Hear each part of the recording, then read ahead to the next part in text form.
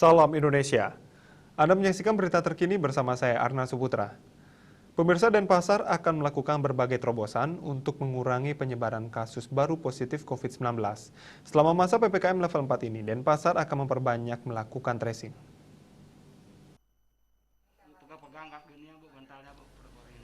Jubir Satgas Penanganan COVID-19 Denpasar Dewa Gederai Senin 26 Juli mengungkapkan, sebelumnya tracing dilakukan dengan menyasar sekitar 1.200, kini akan ditingkatkan menjadi sekitar 1.800 sampai 2.000 orang per hari. Selain itu, Pemkot Denpasar kembali menambah satu hotel tempat isolasi terpusat dengan kapasitas 295 tempat tidur. Dengan penambahan satu hotel ini, maka kini Denpasar telah memiliki 5 tempat isolasi terpusat.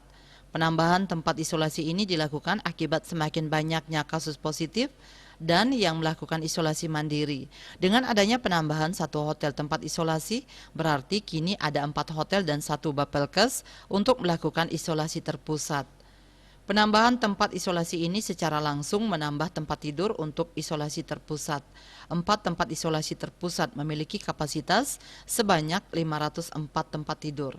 Dengan penambahan ini maka total tempat tidur untuk isolasi terpusat menjadi 799 tempat tidur.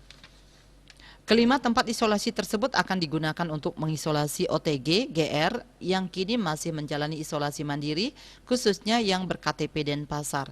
Sementara untuk warga ber-KTP luar Denpasar, untuk tempat isolasi mandirinya akan ditempatkan di tempat isolasi milik Pemprov Bali dengan memanfaatkan LPM serta beberapa mes. Asmara Putra, Bali Pos melaporkan. Untuk mencegah penyebaran COVID-19, ingat pesan Ibu soal terapkan 3M. Wajib memakai masker, wajib mencuci tangan, dan wajib menjaga jarak, serta wajib menghindari kerumunan. Dengan penerapan perilaku 3M, Indonesia segera terbebas virus corona menuju Indonesia maju.